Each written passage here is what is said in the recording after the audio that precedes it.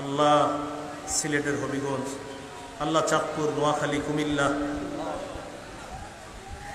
আল্লাহ গতকাল থেকে যে দৃশ্যগুলো দেখছি মাওলা, আজকে তাদের এই মাহফিলে আসতে আসতে মনটা পড়েছিল সেই কুমিল্লা, নোয়াখালীর দিকে। আল্লাহ ছোট ছোট বাচ্চাদের চাহনি আল্লাহ অসহ্যকর।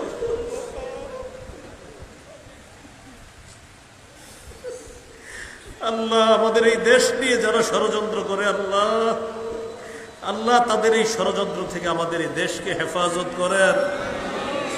আল্লাহ মুহূর্তের মধ্যে এমন কর্মকাণ্ড কিভাবে মানুষ ঘটাইল, আল্লাহ মেহেরবানি করে আমাদের এই দেশ, দেশের মানুষকে হেফাজত করেন।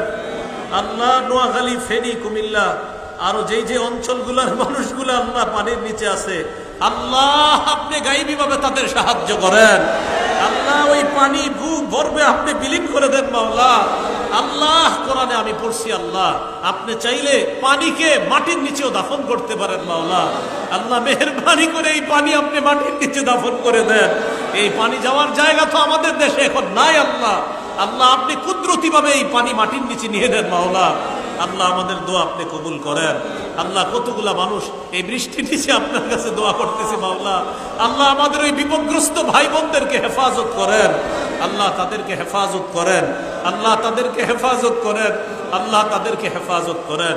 আল্লাহ নোয়াখালী, ফেনীর সম্মানিত আলেম দ্বীন মাওলানা ফরিদ উদ্দিন আল মুবারক, আল্লাহ তিনটার মাদ্রাসায় 100 জন ছাত্র নিয়ে কি কঠিন মুহূর্তে পেরেশানির মধ্যে তিনি ছিলেন। আল্লাহ মাদ্রাসা পানির নিচে চলে গেছে, মসজিদের 2 তলা পানির নিচে চলে গেছে মাওলা। আল্লাহ মেহেরবানি করে তিনি সহ আরো যাদের অবস্থা খুব ভয়ঙ্কর মাওলা, পানির নিচে যাদের ঘর বাড়ি, আল্লাহ কুদরতি ভাবে আপনি তাদেরকে উদ্ধারের ব্যবস্থা করেন। আমরা বিশ্বাস করি মাওলা, trawler, launch, steamer, speed boat যা যা প্রয়োজন আল্লাহ আপনি ব্যবস্থা করে দেন। আল্লাহ আমাদের দোয়া আপনি কবুল করেন।